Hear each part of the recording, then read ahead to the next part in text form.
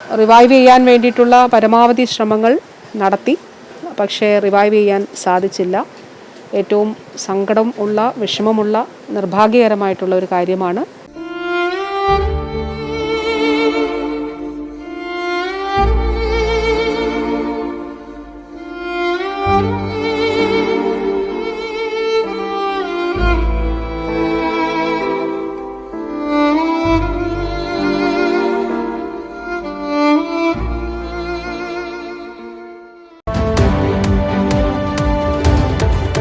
നമസ്കാരം, ചാനൽ 10 വാർത്തകളിലേക്ക് സ്വാഗതം. നാടിന് നൊമ്പരമായി നിപ രോഗം ബാധിച്ച് മരിച്ച 14-കാരന്റെ കബറടക്കം. പാണ്ടിക്കാട് സ്വദേശിയായ കുട്ടിയുടെ മൃതദേഹം ആരോഗ്യവകുപ്പിന്റെ പ്രോട്ടോകോൾ പാലിച്ച് ഒടോംപറ്റ പഴയ ജുമാ മസ്ജിദ് ഖബർസ്ഥാനിൽ കഴിഞ്ഞ ദിവസമാണ് കബറടക്കിയത്. നിപ രോഗബാധയുമായി ബന്ധപ്പെട്ട് പുറത്തുവന്ന 7 പേരുടെ സ്രവ പരിശോധനാ ഫലം നെഗറ്റീവായത് ആശ്വാസമാണ്. നിപ ബാധിച്ച് പാണ്ടിക്കാട് സ്വദേശിയായ 14-കാരൻ മരിച്ചത് കേരളത്തിന്റെ തന്നെ നൊമ്പരമായി മാറി. ഫുട്ബോളിലൂടെ ഉയരങ്ങൾ സ്വപ്നം കണ്ട 14-കാരൻ പന്തു തട്ടിക്കളിക്കുന്ന ദൃശ്യങ്ങൾ പുറത്തു വന്നതോടെ നാടിന്റെ നെഞ്ചുകങ്ങളിൽ അവൻ കണ്ണീരോർമ്മയായി മാറുകയായിരുന്നു. ഞായറാഴ്ച രാവിലെയും അവനെക്കുറിച്ചുള്ള അന്വേഷണങ്ങൾക്ക് പ്രതീക്ഷയുള്ള മറുപടികളായിരുന്നു ആരോഗ്യവകുപ്പ് നൽകിയത്. ചികിത്സയ്ക്കുള്ള മോണോക്ലോണൽ ആന്റിബോഡി പൂനെ വൈറോളജി ലാബിൽ നിന്നും എത്തിയപ്പോഴേക്കും അവൻ വിട പറഞ്ഞിരുന്നു. ഫുട്ബോൾ ആയിരുന്നു അവന്റെ ഊർജം. ഇനി അവൻ സ്വർഗത്തിലെ മൈതാനങ്ങളിൽ പന്തു തട്ടി കളിക്കട്ടെ. നിപ ജീവൻ കവർന്ന 14-കാരന്റെ മൃതദേഹം ആരോഗ്യവകുപ്പിന്റെ പ്രോട്ടോകോൾ പാലിച്ചാണ് ഒടോംപറ്റ പഴയ ജുമാ മസ്ജിദ് ഖബർസ്ഥാനിൽ കബറടക്കിയത്. രാവിലെ 10:50 ഒരു മാസീവ് കാർഡിയാക് അറസ്റ്റാണ് ഉണ്ടായത്. കോൺഷ്യസ് ആയിരുന്നില്ല. റിവൈവ് ചെയ്യാൻ വേണ്ടിയിട്ടുള്ള പരമാവധി ശ്രമങ്ങൾ നടത്തി. പക്ഷേ റിവൈവ് ചെയ്യാൻ സാധിച്ചില്ല. ഏറ്റവും സങ്കടം ഉള്ള, വിഷമമുള്ള, നിർഭാഗ്യകരമായിട്ടുള്ള ഒരു കാര്യമാണ്.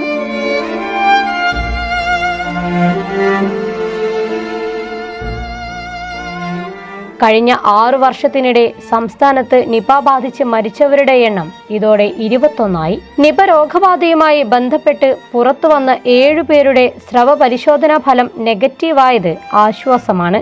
രോഗപ്രതിരോധ പ്രവർത്തനങ്ങളുടെ ഭാഗമായി ഫീൽഡ് തലത്തിൽ ശക്തമായ പ്രതിരോധ പ്രവർത്തനങ്ങളാണ് നടന്നുവരുന്നത്. മരിച്ച കുട്ടിയുടെ വീടുൾപ്പെടുന്ന പാണ്ടിക്കാട് പഞ്ചായത്തിലും പഠിക്കുന്ന പന്തലൂർ സ്കൂൾ ഉൾപ്പെടുന്ന ആനക്കയം പഞ്ചായത്തിലും നിയന്ത്രണങ്ങൾ കർശനമാക്കിയാണ് പ്രതിരോധ പ്രവർത്തനങ്ങൾ നടന്നുവരുന്നത്. രോഗബാധ തടയാൻ എല്ലാവരും പ്രതിരോധ പ്രവർത്തനങ്ങളുമായി സഹകരിക്കണമെന്ന് ആരോഗ്യവകുപ്പ് മന്ത്രി വീണ ജോർജ് അറിയിച്ചു. പഞ്ചായത്ത് പ്രസിഡന്റുമാരുമായിട്ടും മുനിസിപ്പാലിറ്റിയുടെ ചെയർപേഴ്സൺമാരുമായിട്ടുമൊക്കെ ആശയവിനിമയം നടത്തിയിരുന്നു. അപ്പോൾ നല്ല നിലയിൽ ഇന്നലെ തന്നെ പഞ്ചായത്തുകളിൽ അവർ തന്നെ ബോധവൽക്കരണ പ്രവർത്തനങ്ങൾ നടത്തുന്നുണ്ട്. പക്ഷെ മറ്റൊരു വിഷയമുള്ളത്, ഈ പഞ്ചായത്തിനോട് ചേർന്ന് ഇപ്പോൾ പാണ്ടിക്കാട് നിന്നും ആനക്കായത്തു നിന്നൊക്കെ കുഞ്ഞുങ്ങൾ ധാരാളമായിട്ട് പോകുന്നുണ്ട്. അവിടേക്ക് കോൺടാക്ട് ലിസ്റ്റിലുള്ളവർ ഭയക്കേണ്ടതില്ല, ഭയപ്പെടരുത്. ഏതെങ്കിലും തരത്തിൽ, കാരണം നമുക്ക് സിംറ്റംസ് ഉള്ളവർ തന്നെ ഇല്ല എന്നുള്ളത് വളരെ കുറവാണെന്നുള്ളത് നല്ലൊരു കാര്യമാണ്. കാരണം ലാസ്റ്റ് കോൺടാക്റ്റിന് ശേഷം ഇത്രയും ദിവസങ്ങൾ എടുത്തല്ലോ. ഇപ്പോൾ സ്കൂളിൽ തന്നെ 11-ാം തീയതിയാണ് ഈ മോൻ പോയിട്ടുള്ളത്. അപ്പോൾ അതിനുശേഷം ഇത്രയും ദിവസങ്ങളായിട്ടുണ്ട്. ഇത്രയും ദിവസങ്ങൾക്കുള്ളിൽ മറ്റ് സിംറ്റംസ് വലുതായിട്ട് ഇല്ല എന്നുള്ളത് ഒരു ആശ്വാസകരമായ കാര്യമാണ്. അതുകൊണ്ട് ഭയപ്പെടേണ്ട. നമുക്ക് ഈ എല്ലാവരെയും സാമ്പിൾ ഹൈ റിസ്ക് ഉള്ളവരെ എടുക്കും. രോഗലക്ഷണങ്ങളുള്ളവരെയാണ് ആദ്യം സാമ്പിൾ എടുക്കുന്നത്. പ്രതിരോധ പ്രവർത്തനങ്ങൾ ഊർജിതമാക്കാൻ ആരോഗ്യവകുപ്പ് എല്ലാ നടപടിയും സ്വീകരിച്ചിട്ടുണ്ട്. ചാനൽ 10 മലപ്പുറം.